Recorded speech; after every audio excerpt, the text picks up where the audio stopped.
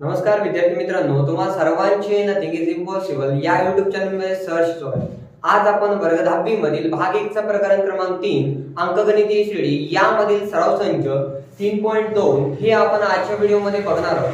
या अगोदरच्या सराव संचावरती आपण व्हिडिओ बनवलेला आहे. तो जर तुम्ही व्हिडिओ बघितला नसेल तर त्या व्हिडिओची लिंक या व्हिडिओच्या डिस्क्रिप्शन बॉक्स मध्ये दिलेली आहे, तर तो व्हिडिओ तुम्ही बघू शकता. बघा विद्यार्थी मित्रांनो, सराव संच 3 पॉइंट हे आपण आजच्या व्हिडिओमध्ये बघणार आहोत. सराव संच 3.2 मध्ये प्रश्न क्रमांक पहिला दिलेला आहे की खालील दिलेल्या अंकगणितीय श्रेणीवरून चौकटीत योग्य संख्या लिहा. व्हिडिओ सुरू करण्याच्या अगोदर जे विद्यार्थी आपल्या चॅनलवर नवीन असतील तर अशा विद्यार्थ्यांनी सर्वप्रथम आपल्या चॅनलला सबस्क्राइब करून बाजूच्या बेल आयकॉनला प्रेस करा. बघा विद्यार्थी मित्रांनो, जे आपल्याला खाली अंकगणितीय श्रेणी दिलेली आहे त्या अंकगणितीय श्रेणीवरून चौकटीत योग्य संख्या लिहायची. आता बघा, यामधील उदाहरण क्रमांक 1 काय दिलेले आहे, 1 8 15 20 ही जी क्रमिका दिलेली आहे ते क्रमिका ऑलरेडी अंकगणितीय श्रेणी दिलेली आहे. कशी दिलेली आहे? अंकगणितीय श्रेणी दिलेली आहे.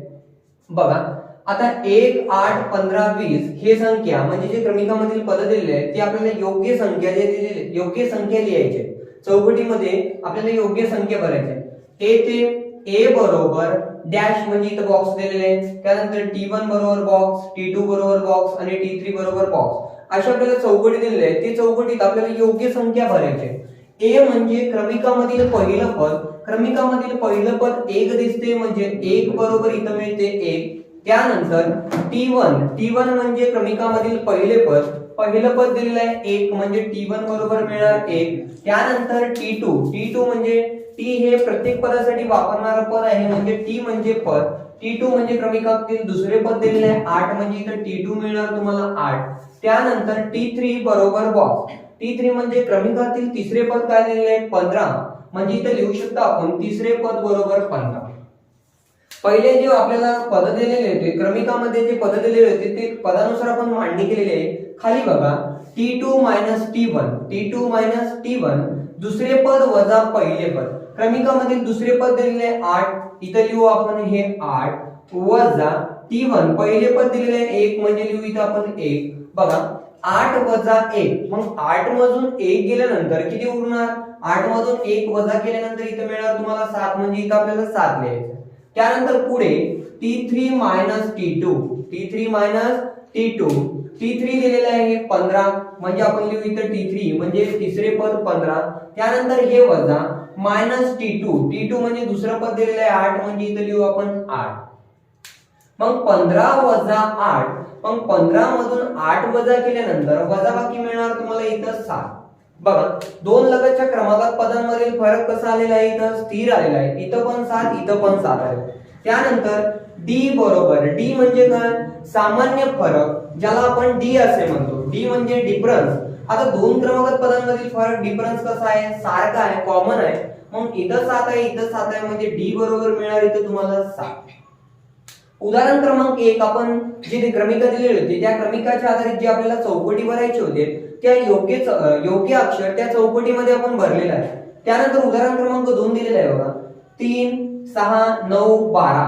उदाहरण क्रमांक 2 मध्ये एक क्रमिका दिलेली आहे. त्यानंतर येथे T1 बरोबर इथं तुम्हाला एक बॉक्स दिलेला आहे म्हणजे इथं T1 लिहायचं आहे. त्यानंतर T2 त्यानंतर इथं T3 त्यानंतर इथं T3 त्यानंतर इथं तुम्हाला T4 असं लिहायचं आहे. लिहिल्यानंतर T2 - T1 T3 - T2 त्यानंतर D एवढे तुम्हाला रकान्याच्या जागी तुम्हाला योग्य संख्या लिहायची. बघा T1 म्हणजे काय? क्रमिकेतील पहिलं पद दिलेले आहे 3 म्हणजे या 3 ला उचलायचं या बॉक्स मध्ये लिहायचं. T1 बरोबर 3. त्यानंतर पुढे बघू आपण T2 बरोबर आपल्याला रकाना दिलेले आहे.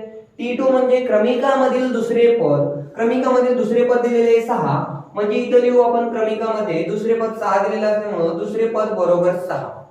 T3 बरोबर रकाना दिलेले आहे.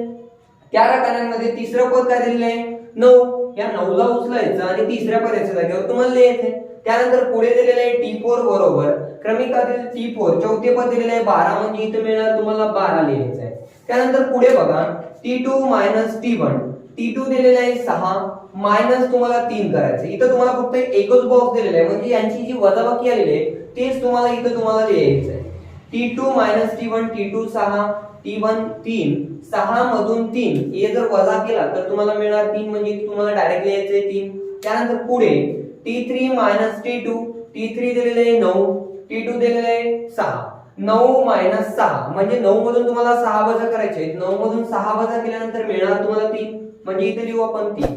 पुढे दिलेले आहे की D बरोबर किती, तर D बरोबर बघा पहिल्या दोन लगतच्या क्रमागत पदांमधील फरक 3, दुसऱ्या दोन लगतच्या क्रमागत पदांमधील फरक 3, हे फरक स्थिर आहे. म्हणजे D बरोबर तुम्हाला लिहिता येतो इथं 3. पुढे बघा, पुढे आपल्याला उदाहरण क्रमांक 3 मध्ये पण आपल्याला चौकटी दिलेली आहे, उदाहरण क्रमांक 4 मध्ये पण आपल्याला चौकटी दिलेली आहे. त्या चौकटीत आपल्याला योग्य संख्या द्यायचे. उदाहरण क्रमांक 3 दिलेले आहे, ऋण 3, ऋण 8, ऋण 13, ऋण 18. अशी आपल्याला एक क्रमिका दिलेली आहे. त्या क्रमिकेचा आधार घेऊन आपल्याला पुढील चौकटीत योग्य संख्या भरायची. येथे T1 बरोबर पहिलं पद दिलेले आहे 3 च्या अगोदर ऋण आहे, म्हणजे इथे तुम्हाला लिहावं लागणार ऋण 3. पहिले पद ऋण 3 असल्यामुळे ऋण 3. त्यानंतर T2 म्हणजे दुसरे पद क्रमिकामधील काय ऋण 8, म्हणजे इथे लिहू आपण ऋण 8. त्यानंतर T3 बरोबर तिसरे पद क्रमिकामधील ऋण 13, म्हणजे लिहू इथं आपण हे ऋण 13. त्यानंतर T4 बरोबर क्रमिकातील चौथे पद दिलेले आहे ऋण 18, म्हणजे लिहू इथं आपण ऋण 18. त्यानंतर पुढे खाली काय दिलेले आहे बघा, T2 मायनस T1 केल्यानंतर डायरेक्ट त्यांची जी वजाबाकी येणार ती आपल्याला इथे लिहावं लागणार. T2 किती दिलेले आहे 8, म्हणजे इथे लिहू आपण थोडक्यामध्ये 8. हे वजा T1 दिलेले आहे ऋण 3, याला लिहू आपण कंसामध्ये ऋण 3. हे ऋण 8 ला ऋण 8 यांची आपल्याला चिन्हाची क्रिया करायची आहे. ऋण गुणिले ऋण इथं होणार धन, हे 3. बघा 8चं चिन्ह ऋण आणि 3चं चिन्ह धन, म्हणजे तिथं तुम्हाला वजाबाकीची क्रिया होणार. वजाबाकी करते वेळेस मोठ्या संख्येतून आपण लहान संख्या वजा करत असतो. मग 8 मधून 3 गेल्यानंतर इथं उरणार तिथं 5. त्यानंतर मोठ्या संख्येचे चिन्ह ऋण असल्यामुळे ऋण 5. त्यानंतर तुम्हाला लिहायचं आहे T2 मायनस T1, तर इथं लिहायचे तुम्हाला ऋण 5. पुढे जे दिलेलं आहे बघा ऋण 5, याला व्यवस्थित लिहून घेऊ ऋण 5. त्यानंतर T3 मायनस T3 दिलेले आहे ऋण 13, T2 दिलेले आहे ऋण 8, म्हणजे इथं आपण बाजूला लिहून घेऊ ऋण 13 वजा कंसामध्ये ऋण 8. पुढे आपल्याला क्रिया करणार आपण ऋण 13 ला ऋण 13, ऋण गुणिले ऋण हे धन, म्हणजे हे 8 ला 8. मग 13 आणि 8 यांची कोणती क्रिया होणार, वजाबाकीची. मग 13 मधून 8 गेल्यानंतर उरणार इथं 5 आणि मोठ्या संख्येची ऋण असल्यामुळे हे ऋण 5, म्हणजे इथं लिहू आपण T3 मायनस T2, म्हणजे तिसरे पद वजा दुसरे पद मिळणार तुम्हाला इथं ऋण 5. पुढे काय दिलेलं आहे बघा, A बरोबर किती आणि D बरोबर किती. A बरोबर म्हणजे क्रमिकातील पहिले पद दिलेले ऋण 3, म्हणजे A म्हणजेच ऋण 3, A म्हणजेच क्रमिकातील पहिले पद, म्हणजे इथे लिहू आपण A बरोबर ऋण 3. पुढे दिलेले आहे की D बरोबर किती. D म्हणजे दोन लगतच्या क्रमागत पदांमधील फरक स्थिर असेल तर इथे आपल्याला D ची किंमत लिहिता येते. बघा पहिल्या दोन लगतच्या क्रमागत पदांमधील फरक इथं ऋण 5, दुसऱ्या दोन लगतच्या क्रमागत पदांमधील इथं फरक ऋण 5, म्हणजे प्रत्येक दोन लगतच्या क्रमागत पदांमधील फरक इथं स्थिर आहे, म्हणजे ऋण 5 स्थिर आहे, म्हणजे इथं लिहिता येते आपल्याला D बरोबर ऋण 5. पुढे काय दिलेलं आहे बघू, पुढे 14 उदाहरण दिलेले आहे 70, 60, 50, 40. म्हणजे इथे क्रमिका दिलेली आहे 70 स्वल्पविराम, 60 स्वल्पविराम, 50 स्वल्पविराम, 40 स्वल्पविराम, टिंब टिंब टिंब. आता खाली काय दिलेले आहे बघा की येथे T1 बरोबर तुम्हाला किती, त्यानंतर T2 बरोबर किती, त्यानंतर T3 बरोबर किती असं विचारलेलं आहे. T1 म्हणजे क्रमिकातील पहिलं पद आहे 70, म्हणजे इथे लिहू T1 च्या जागेवर 70. त्यानंतर पुढे T2 बरोबर किती, T2 म्हणजे क्रमिकातील दुसरं पद दिलेले आहे 60, म्हणजे इथे लिहू आपण T2 बरोबर 60. त्यानंतर पुढे की T3 बरोबर किती, T3 दिलेले आहे 50, क्रमिकातील तिसरं पद 50 असल्यामुळे T3 बरोबर 50. पुढे काय दिलेलं बघा, A बरोबर किती आणि D बरोबर किती. आता A म्हणजेच काय, क्रमिकातील पहिले पद काय 70, म्हणजे इथे लिहू आपण 70. आता इथं D बरोबर किती हा विचार पडला असेल की आता इथं D ची किंमत आपल्याला काढायची कशी. अगोदरच आपल्याला प्रश्नामध्ये दिलेले की खाली दिलेल्या अंकगणितीय श्रेणीवरून चौकटीत योग्य संख्या लिहा. म्हणजे हे जे दिलेले जे क्रमिका आहेत उदाहरण क्रमांक 1 2 3 4 हे ऑलरेडी तुम्हाला अंकगणितीय श्रेणी दिलेले आहे. म्हणजे जर आपण दोन लगतच्या क्रमागत पदांमधील फरक जर घेतलं तर तिथे आपल्याला D ची किंमत मिळून जाणार. D ची किंमत मिळवण्यासाठी T2 मायनस T1 T2 दिलेले आहे 60, T1 दिलेले आहे 70. मग इथं वजाबाकी करू आपण. 60 वजा 70, मग 60 मधून 70 काही जाणार नाहीत, पण 70 मधून 60 गेले, मिळणार इथं 10. मोठ्या संख्येत चिन्ह ऋण म्हणजे इथं मिळणार तुम्हाला ऋण 10. म्हणजे d ची किंमत इथं मिळणार तुम्हाला ऋण 10. बघा उदाहरण क्रमांक 1 असं दिलेलं होतं की खाली दिलेल्या अंकगणितीय श्रेणीवरून चौकटीत योग्य संख्या लिहा. जे आपल्याला क्रमिका दिलेली होती ते क्रमिका ऑलरेडी तुम्हाला अंकगणितीय श्रेणी दिलेली आहे, फक्त आपल्याला त्याचा वापर करून चौकटीत आपल्याला योग्य संख्या लिहायची. यानंतर आपण पुढचे उदाहरण आपल्याला लगेच बघायचे. जर तुम्हाला शिकवलेलं जर आवडत असेल तर प्लीज आपल्या व्हिडिओला नक्कीच लाईक करायला विसरायचं. प्रश्न क्रमांक 2 बघा. खालील क्रमिका अंकगणितीय श्रेणी आहे की नाही ते ठरवा. त्यानंतर असेल तर त्या श्रेणीचे 20वे पद काढा. याला मी शॉर्टकट मध्ये लिहितो. दुसरं गणित असेल तर अंकगणितीय श्रेणी असेल तर त्या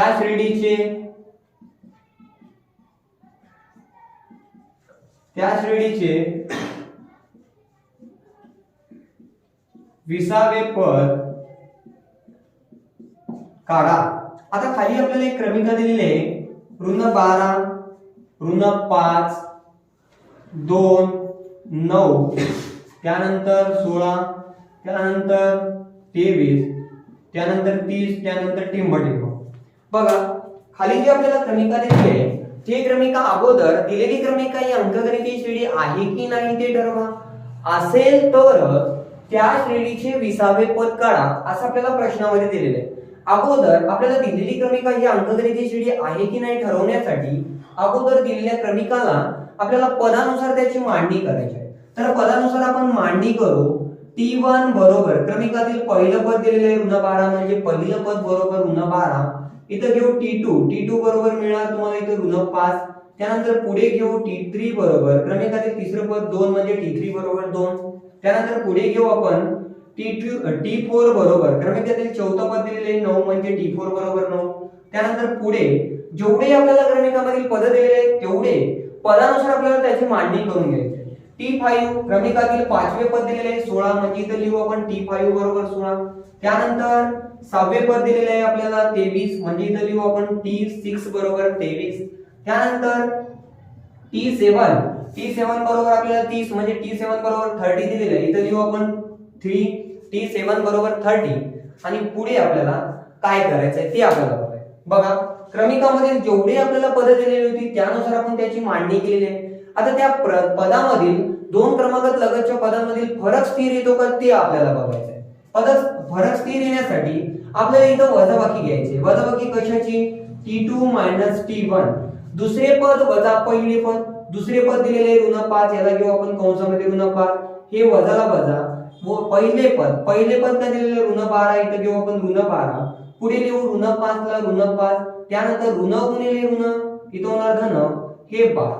बघा एका संख्येचं चिन्ह ऋण आणि एका संख्येचं चिन्ह धन. इथं काय होणार मग वजाबाकी होणार.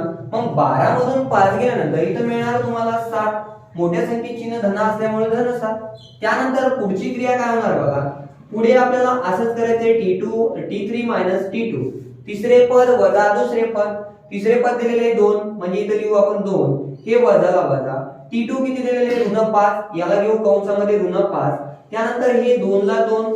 पुढे आपल्याला क्रिया करायची चिन्हाची. ऋण गुणिले ऋण काय होणार मग हे धन. त्यानंतर हे 5. मग पुढे 2 + 5 इथं मिळणार तुम्हाला 7. पुढे असंच आपल्याला प्रत्येक दोन क्रमांकात पदांमधील आपल्याला फरक शोधायचा आहे. T4 - T3. T4 किती दिलेले आहे 9 म्हणजे इथं लिहू आपण T4 बरोबर 9 म्हणजे चौथे पद वजा तिसरे पद म्हणजे 9 वजा तिसरे पद दिलेले 2 म्हणजे इथे लिहू आपण 2. 9 वजा 2 म्हणजे वजाबाकी मिळणार इथे तुम्हाला 7.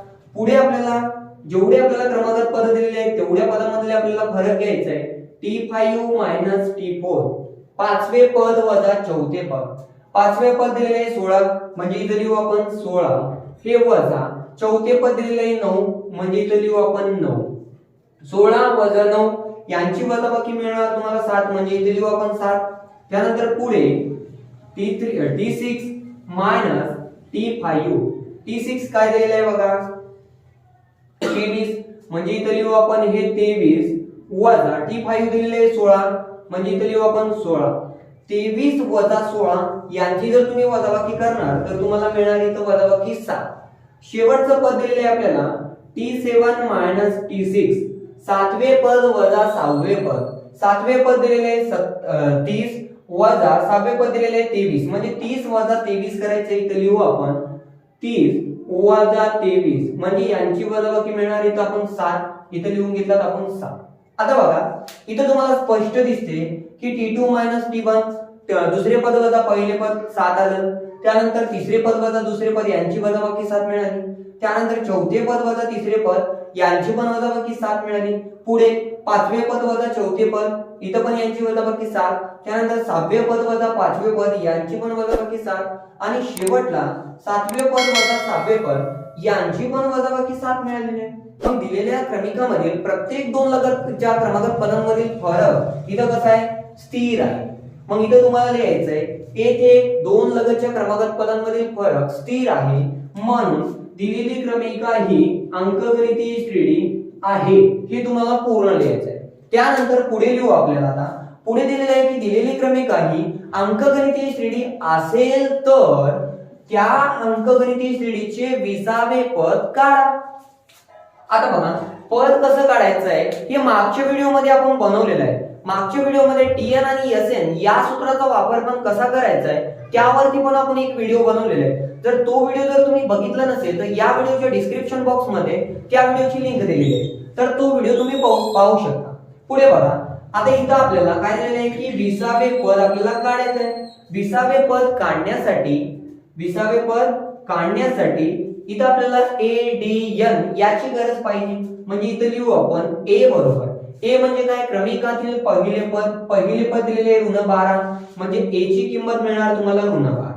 त्यानंतर पुढे D बरोबर किती. आता D म्हणजे क्रमिकातील सामान्य फरक कसा आहे स्थिर आहे. काय आहे तो 7 आहे म्हणजे इथं D बरोबर मिळणार तुम्हाला 7. त्यानंतर पुढे दिलेलं आहे की असेल तर आपल्याला 20वे पद काढा. तर इथं घेऊ आपण T20 बरोबर किती हे आपल्याला काढायचं आहे. तर इथं आपण TN च्या सूत्राचा वापर करू. TN बरोबर A अधिक कंसामध्ये N वजा 1 गुणिला D. आपण सूत्र लिहिल्या. आता सूत्रानुसार आपल्याला किमती मांडणी करायची आहे. TN च्या जागेवर लिहायचे T20. हे का लिहायचं आहे कारण आपल्याला T20 काढायचं आहे म्हणजे 20वे पद इथं आपल्याला शोधायचं आहे. तर इथं समोर लिहू बरोबर A ची किंमत दिलेली आहे ऋण 12 याला कंसामध्ये घेऊ आपण ऋण 12 हे अधिक कंसामध्ये N वजा 1 यांच्या जागेवर आलेलं आहे 20 म्हणजे N ची किंमत आहे 20 म्हणजे इथं लिहू आपण हे 20 वजा 1 गुणिले D ची किंमत काय आहे 7 म्हणजे D च्या जागेवर मिळणार आपल्याला लिहिता येणार 7. त्यानंतर पुढे बघू आपल्याला हे ऋण 12 ला ऋण 12 हे धन 20 वजा 1 20 मधून 1 जर तुम्ही वजा केला तर तुम्हाला मिळणार इथं 19 हे गुणिले 7. त्यानंतर पुढे हे ऋण 12 ला ऋण 12 हे अधिकला अधिक 19 गुणिले 7 19 गुणिले 7 19 7 133 होणार म्हणजे इथं तुम्हाला लिहायचं 19 7 133. बघा ऋण 12 आणि धन 133 यांची जर तुम्ही वजाबाकी केला तर तुम्हाला वजाबाकी किती मिळणार हे आपल्याला बघायचं आहे. 3 मधून 2 गेले 1 उरले 3तून 1 गेले 2 उरले आणि हे 1 ला 1 मोठ्या संख्येत चिन्ह धन असल्यामुळे धन म्हणजे इथं 20वे पद मिळालेले आहे 121. याला व्यवस्थित लिहून घेतो मी 121. बघा विद्यार्थी मित्रांनो प्रश्न जरी आपल्याला कितीही जरी गोंधळात टाकण्याचा जरी प्रयत्न केला तरी आपल्याला ठाम राहायचं आहे आपल्या निर्णयावर की आपल्याला गोंधळून जायचं नाही. बघा आपल्याला खालील अंकगणितीय श्रेणी दिलेली क्रमिका ही अंकगणितीय श्रेणी आहे की नाही ठरवा. असेल तर त्या अंकगणितीय श्रेणीचे 20वे पद काढा. आता दिलेली क्रमिका ही अंकगणितीय श्रेणी आहे की नाही हे ठरवण्यासाठी आपण मागच्या सराव संचावर आपण हे शिकलेलं आहे. बघा दिलेली क्रमिका ही अंकगणितीय श्रेणी आहे की नाही हे ठरवलं म्हणजे दिलेली क्रमिका ही अंकगणितीय श्रेणी आहे असल्यानंतर आपल्याला पुढची क्रिया करायची आहे म्हणजे 20वे पद काढायचं आहे. पहिले पद सामान्य फरक तर आपल्याला 20वे पद काढायचं आहे. मग इथं मिळालेलं आहे 20वे पद आपल्याला शेवटला आहे 121. तर इथं तुम्हाला लिहिता येते दिलेल्या क्रमिकेतील 20वे पद हे 121 आहे. लगेच आपल्याला पुढचं उदाहरण बघायचं आहे. पुढचं उदाहरण दिलेलं आहे की दिलेली अंकगणितीय श्रेणी उदाहरण क्रमांक 3 इथे लिहू आपण दिलेली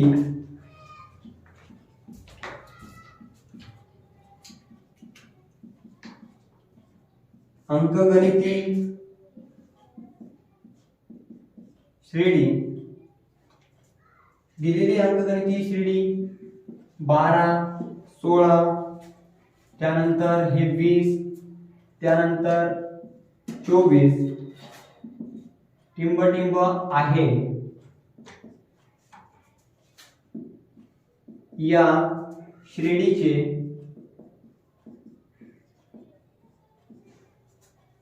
चोवीसवे पद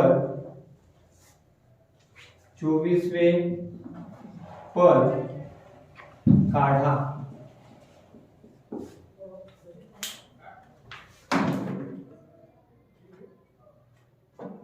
बघा विद्यार्थी मित्रांनो, प्रश्न क्रमांक 3 काय दिलेलं आहे हे आपल्याला व्यवस्थित त्याला वाचन करून घ्यायचं आहे. जर तुम्हाला प्रश्न जर समजलं तर त्याला आपल्याला सोडवण्यासाठी आपल्याला त्याला सोपं जाईल. दिलेली अंकगणिती श्रेणी म्हणजे आपल्याला जी क्रमिका दिलेली आहे ते क्रमिका ऑलरेडी तुम्हाला अंकगणिती श्रेणी दिलेली आहे. म्हणजे 12, 16, 20, 24 हे जे क्रमिका आहे ती अंकगणिती श्रेणी आहे. पुढे जे दिलेले आहे की या अंकगणिती श्रेणीचे 24वे पद काढा. तर बघा अगोदर आपल्याला जी क्रमिका दिलेली आहे त्याला आपण खाली मांडून घेऊ म्हणजे आपल्याला सोडवण्यासाठी सोपं होईल. 12, 16, 20, 24 समोर टिंब टिंब जे क्रमिकामध्ये दिलेले आहे ते आपल्याला खाली उतरून घ्यायचं आहे. ए बरोबर म्हणजे काय, पहिले पद, क्रमिकातील पहिले पद 12 म्हणजे ए ची किंमत 12. त्यानंतर डी बरोबर मिळणार का इथं, मिळणार, कारण दिलेली क्रमिका ही ऑलरेडी तुम्हाला अंकगणिती श्रेणी दिली आहे. मग दुसरे पद वजा पहिले पद, दुसरे पद दिलेले आहे 16 वजा 12, मग 16 मधून 12 वजा केल्यानंतर मिळणार इथं तुम्हाला 4, इथं लिहू 4. तर या अंकगणिती श्रेणीचे 24वे पद काढा. पदासाठी आपण वापरते टी, तर इथं काढायचंय 24वे पद म्हणजे टी 24 इथं आपल्याला काढायचं. आता हे सगळं काढण्यासाठी आपल्याला इथं टी एन च्या सूत्राचा वापर करायचा. इथं घेऊ आपण म्हणून टी एन बरोबर ए अधिक कंसामध्ये एन वजा ए गुणिले डी. तर इथं टी एन च्या जागेवर आपल्याला टी 24 काढायचं आहे म्हणजे इथे लिहायचंय टी 24 बरोबर ए अधिक कंसामध्ये एन वजा ए गुणिले डी. ए ची किंमत दिलेली आहे 12 म्हणजे इथे लिहू ए च्या जागेवर 12. हे अधिकला अधिक कंसामध्ये एन वजा ए, यांची किंमत 24 म्हणजे इथे ठेवू आपण 24 वजा ए गुणिले डी ची किंमत 4 म्हणजे डी च्या जागेवर ठेवता येणार आपल्याला 4. त्यानंतर पुढे खाली बघू ते 12 ला 12 हे अधिकला अधिक 24 वजा ए यांची वजाबाकी केल्यानंतर इथे मिळणार तुम्हाला 23 गुणिले 4. मग हे 12 ला 12 त्यानंतर हे अधिक जशास तसं 23 गुणिले 4, 23 एक 23, 23 दोन्ही 4, 23 त्रिक 69 आणि 23 चौक 92 म्हणजे 23 गुणिले 4 मिळणार इथं 92. त्यानंतर 12 अधिक 92 यांची तुम्हाला बेरीज करायची आहे. 2 अधिक 2 4, 1 अधिक 9 10 म्हणजे इथं तुम्हाला शेवटला टी 24 मिळालेला आहे 104. तर इथं लिहू शकता 24वे पद 104 दिलेल्या अंकगणिती श्रेणीतील 24वे पद 104 आहे असं लिहू शकतो. बघा इथे तुम्हाला प्रश्नामध्ये मागच्या प्रश्नामध्ये की दिलेली क्रमिका ही अंकगणिती श्रेणी आहे की नाही हे ठरवायचं होतं, पण या प्रश्नामध्ये तुम्हाला दिलेली अंकगणिती श्रेणी असं जर दिलेलं असेल तर तुम्हाला दोन क्रमांक म्हणजे प्रत्येक क्रमांकात पदांमध्ये फरक काढायची तुम्हाला इथं काही गरज पडणार नाही, कारण दिलेली क्रमिका ही ऑलरेडी अंकगणिती श्रेणी दिलेली आहे. लगेच आपल्याला पुढचे उदाहरण बघायचे आहे. बघा उदाहरण क्रमांक 4 दिलेले आहे की खालील अंकगणिती श्रेणीचे 19वे पद काढा. उदाहरण क्रमांक 4 प्रश्न क्रमांक 4 खालील अंकगणिती श्रेणीसाठी पूर्ण लिहूया आपण. खालील अंकगणिती श्रेणीचे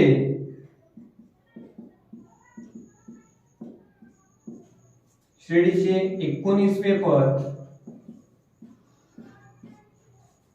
काढा. क्रमिका दिलेली आहे 7 13 त्यानंतर 19 त्यानंतर 25 टिंब.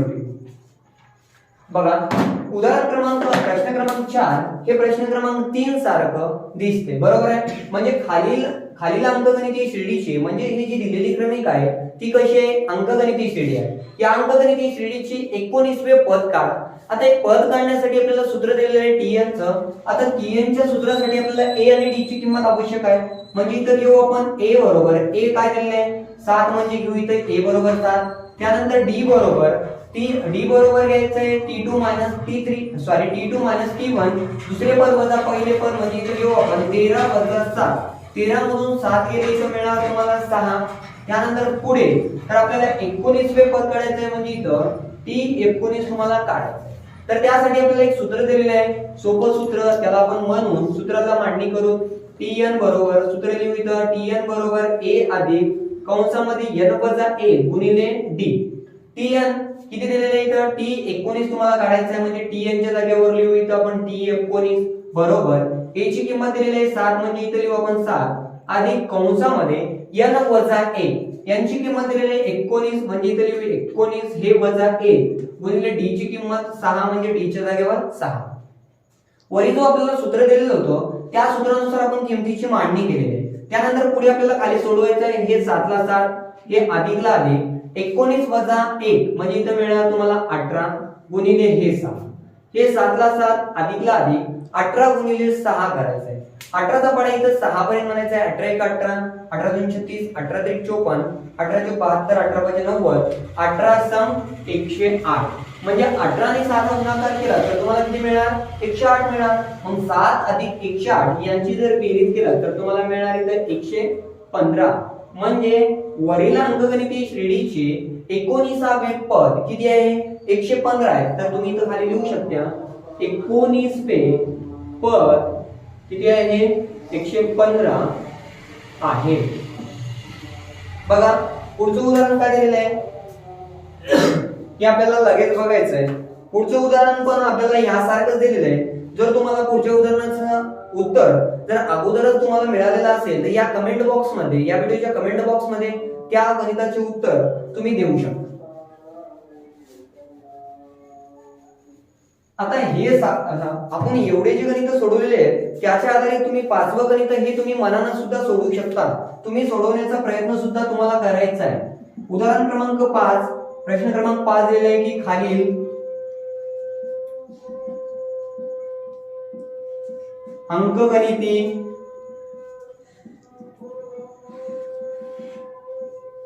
अंकगणितीय श्रेणीचे 27वे पद काढा. 27वे पद काढा. खाली क्रमिका दिलेली आहे बघा 9 4 ऋण 1 ऋण 6 ऋण 11 स्वल्पविराम टिंबा टिंबा. बघा उदाहरण क्रमांक 3 आणि उदाहरण क्रमांक 4 हे तुम्हाला सारखं दिलेलं होतं आणि उदाहरण क्रमांक 5 पण त्यासारखंच दिलेलं आहे, बरोबर आहे. खालील अंकगणितीय श्रेणीचे 27वे पद काढा. आता पद काढण्यासाठी जी दिलेली क्रमिका आहे ती कशी आहे अंकगणितीय श्रेणी आहे. आता आपण खाली मांडणी करून घेऊ. मग a बरोबर 9 दिलेलं आहे म्हणजे इथं घेऊ आपण a बरोबर 9. त्यानंतर d बरोबर किती d बरोबर 4 वजा 9 इथं करू आपण 4 वजा 9 म्हणजे इथं वजाबाकी मिळणार तुम्हाला ऋण 5. त्यानंतर आपल्याला 27वे पद काढायचे म्हणजे t27 बरोबर किती.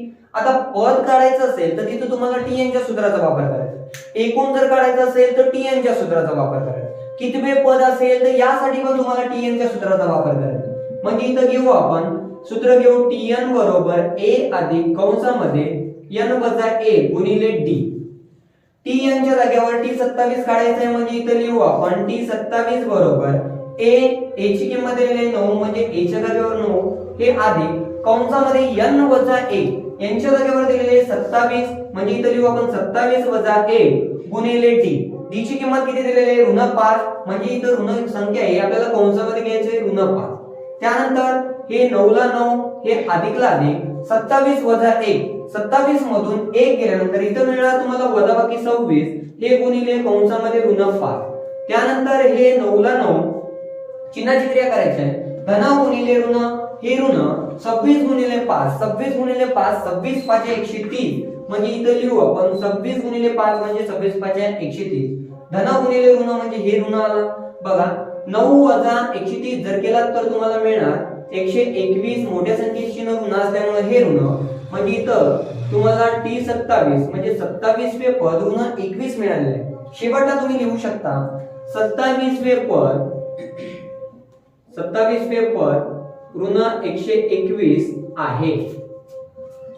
बघा विद्यार्थी मित्रांनो, या व्हिडिओमध्ये आपण सराव संच 3.2 मध्ये प्रश्न क्रमांक 1 पासून तर प्रश्न क्रमांक 5 पर्यंत आपण उदाहरणे या व्हिडिओमध्ये बघितलेली आहे. पुढच्या व्हिडिओमध्ये जे आपल्याला उर्वरित उदाहरणे राहिलेली आहे ही आपण पुढच्या व्हिडिओमध्ये घेणार आहोत. तर तो जर तुम्हाला व्हिडिओ जर बघायचा असेल तर आपल्या YouTube चॅनलला सबस्क्राइब करून बेल आयकॉनला प्रेस करा. धन्यवाद.